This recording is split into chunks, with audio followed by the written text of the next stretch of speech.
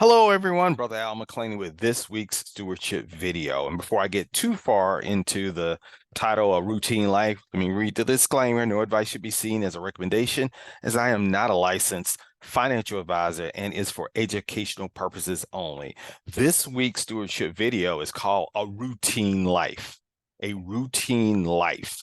And when you hear the word routine, you feel negative connotation, routine, ordinary, boring. So I went and I looked it up, and nowhere did I see the word boring, mundane.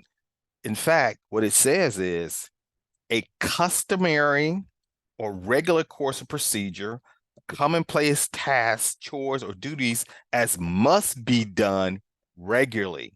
Nowhere do we see boring or mundane or average. It talks about commonplace tasks, chores, or duties as must be done regularly. And who came to my mind had a routine life is Daniel. And see on the slide here, you see a picture of Daniel in the lion's den. So you would have to look at the backdrop of what got Daniel into this predicament. Well, he was following his routine. It was a routine that got him placed into the lion's den, and out of that came an extraordinary miracle. The lions didn't eat him. So here's a scripture that I'm using as the baseline, Daniel 6, verses 10 through 11. And I encourage you to go back and read the whole Daniel 6 chapter. But when Daniel learned that the law had been signed, he went home and knelt down as usual in his upstairs room, routine, right? Must be done. With its windows open toward Jerusalem, he prayed 3 times a day, just as he had always done, giving thanks to his God. Then the officials went together to Daniel's house and found him praying and asking for God's help and support. So you can see that was his routine. That's what ended up getting me placed in Daniel's den. Because if you go back and read, starting in verse 1, all of chapter 6, Darius was the king of Mede at that time. And Daniel had been appointed as one of his chief administrators, and he was an outstanding administrator, so much that all the other administrators and high officers started having a haterade, started hating on Daniel, and they became jealous. And they wanted to find some way of getting Daniel in trouble with the king. And so they said there's not going to be any way that we can do it because his work skills are outstanding and impeccable. His integrity is beyond reproach. But we know he prays to his God every day. So they got the king, to sign an edict saying that the agreement was that for 30 days, any person who prays to anyone, divine or human, except for the King Darius, will be thrown into the lion's den. And so the king signed it. And that's when we get this scripture. But when Daniel learned that the law had been signed, he went home and knelt down as usual in his upstairs room with its windows open toward Jerusalem. He prayed 3 times a day, just as he had always done, giving thanks to his God. So we know it was a routine that got him in trouble. So I thought of another routine, which was my dad. And I told you my dad, Alfonso McClaney, is now with the Lord. There's no doubt in my mind that he knew the Lord, he followed the Lord, and he recognized and had accepted him as his Lord and Savior. So my dad died on May 26th. He had just turned 85, but my dad had a daily routine. And I always knew where I could find him in the morning. He would start, in what I have on this slide, and this is not in order of necessarily chronological order or order of importance, but I will say the first section you see on the slide is of an order of importance, because my dad would always start his day reading the upper room, the Bible. He loved The Way was a living Bible, or he would be doing his Sunday school lesson and going over it. But every day he did upper room in his Bible. And then he would also mix in with that, getting prepared for his Sunday school, which was he attended regularly at New Beginnings Church every Sunday. So that was his beginning. Then sometimes, because my daddy did it early in the morning, like 6, 7 o'clock in the morning, he would sometimes call me because he knew I was up. He had gotten into the habit sometimes of calling his sister or his mom, and all of them pictured here are now with the Lord, or just family members. But sometimes it wouldn't come directly after that. But sometimes he would study all the way up until he was in the trading room, which is 4D Trader. And you see over to the left, that's his computer. It's actually on Ninja Trader, is his trading platform. He traded futures. So these two on the left were every day. I mean, he would do his word, study, and then go into the trading room with 4D traders. And then mix in throughout the day, he would call family. And then on certain days of the week, you can see over to the right, that's his exercise bike. He would be doing his routine on his exercise bike. And then he had set him up kind of his own little home gym, and you would see his weights. And he would do his routine with his weights and then his exercise bike. Those might have not been every day, but it was probably a minimum every other day, 3 to 4 times a week. That was his routine. And out of that became extraordinary miracles and results, which included my passion for Now the Word, as well as trading and stewardship, market studies, history. All of those came out of that. And then many people that he taught in school and he came into contact with, he would encourage them, entrepreneurial type things, talk to them about trading, right? And then he would talk to family members to make sure, hey, do you know the Lord? So that routine that it said must be done, he would do every day. So what's your routine?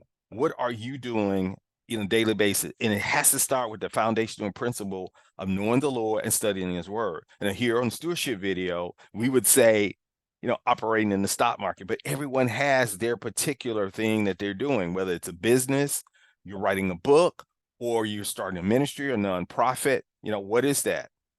So here are a couple of tools that I pointed out before. I love YouVersion Bible app. And here's a screenshot of a thing that happens every day called daily refresh. So it'll give you a scripture reading for the day. Then there'll be a video that reads that scripture and gives their devotional as part of it. And then there's a written devotional. And so it walks you through each day. And then you can see there's a daily refresh streak. And then there's a streak of how many times you've been in the Bible. And this is 643 straight days. I think it started over for me, or if it gets so long. And then there's guided prayer. And on this, I've got my prayer list listed as well, where this has created a routine for me. Every day I'm in the scripture, using this as my baseline in the devotional, and then my guided prayer. I've got a prayer list out, specific prayers. Then the other thing, now this is secular, but you always do it with the Lord's passion and purpose in mind. I pointed this out before. This is TD Ameritrade, and you can pick your own platform. They've got an education section, and pretty much all of them have an education section. E-Trade or Charles Schwab, if you choose. They have Tastyworks. If you use them as a broker, they'll have education. And this is the link to it, but it probably won't work unless you have an account, which you can open free, and it'll take you out to this PD, which you can print a PDF. And this is their classes they have every week, which it's free. And then there's a book called The Power of Habit, a very powerful book. And you can find it on Amazon now. This is not free. You can find it on Amazon. And I saw a used copy for like $1.80. A new copy, I think, was 14. And then you can also, of course, get it Kindle. And I think if you have Kindle Unlimited, which I have, you can read it for free. So let's change gears, look at the market. Let's take a look at some earnings. Not a lot, because we're coming to the end. This is not going to move the market. These earnings here, these are just late reporting companies. They're still important, but this is not market movers. But it'll be interesting to take a peek at Academy Sports. That gives us insight to the consumer, because consumer spending is still going. right? It's still strong. In fact, a jobs report came out that still showed the job market is still red hot. GameStop, that'll be interesting because that was a meme stock. That was a stock that took off during COVID. It settled down a lot, but a lot of people were speculating in that stock. Campbell Soup will give us into like consumer staples, and these others I don't really recognize. So that's why I said this is probably not going to move the market. DocuSign could be interesting because that was also a hot stock that took off during COVID when related to virtual living that we had. Vera Bradley, my wife would be interested probably in that stock. And what's it going? That's a luxury item, and that's probably more of the consumer discretionary area. So the other thing I want to look at is because of the hot jobs market, everyone had been saying, hey, you know, the economy is starting to slow down. The Fed is probably going to pause. I don't know. After those numbers came in, right now, that tool that I tell you about, the CME Chicago Mercantile Exchange, has a tool that you can just type in Fed watch probability or Fed increase probability will come up. Now it's saying on the June 14th meeting, there's a 74% chance that there's going to be probably 25%, 25 point basis point increase, which is 1/4 of a point. I mean, so that's pretty much saying it may happen. What does that offer you as an opportunity? Continue to look at those money markets. Continue to look at those CDs, those fixed income, where before you weren't hardly getting anything out of it. Savings accounts still aren't paying much at all. But look at the money market accounts. Look at CDs. And maybe it's a short 9-month CD, not necessarily locking it in for a long period of time. Here's a look, as we always end up taking a look at QQQ. It took off. All right. So once they got the debt ceiling deal done, the market responded and just it took off. I took off the resistance and support lines because right now it's just heading up. Right. It's heading up. Now this is QQQ, which is focused on technology. Here's SPY, and I left those on, which were before the support and resistance, and we had been seeing it kind of in this channel and couldn't get through that resistance. Look at it. It's not only gone through both levels of resistance, it's heading higher too. Once that debt ceiling got signed, SPY is also heading up. Where would it go? We don't know. Will it, start getting into the summer where things kind of slow down and we start getting to a area of resistance, which this right here looks like that point was a high. Does it have the power to get through that? We'll see. So as we wrap up, I want to remind you, there is a financial seminar at my home church, which is St. John Baptist Church in Grand Prairie, Texas. There's the address. You can pause it. Would love to have you come out. We've got 3 speakers that are focusing in this area: simple money moves to help in the recession, home buying, and then preparing for retirement. You don't have to register, but this is an excellent opportunity. It doesn't cost you anything, just your time, from 9 to 12 on June 10th. Again, you don't have to be a member of St. John. Just come out. This is something that we're offering for the community. And we're wrapping up. As always, you can find more of the videos archived out by doing a search under my name, Al McClaney, on YouTube. You can always email dcraddock@sjbcfamily.com to get put on the mailing list of distribution of what's going on in St. John. But embedded in there is the videos that I do weekly. And then you can always email me. And I send a lot of people just from a list directly the email. But if you go out on YouTube, you can actually set up an alert. And when I post it, you'll get the alert that it's been posted. And some people do that. As soon as it happens, they go out and watch it. And I thank you all for that. So like and subscribe.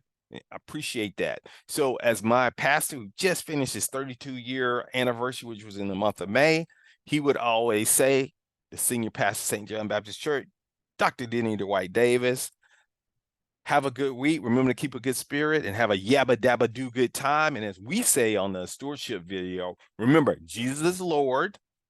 Therefore, he's the owner, but we're his faithful students. So I would end with this, or faithful stewards. I would end this one with, go out and have a routine life. See you next week.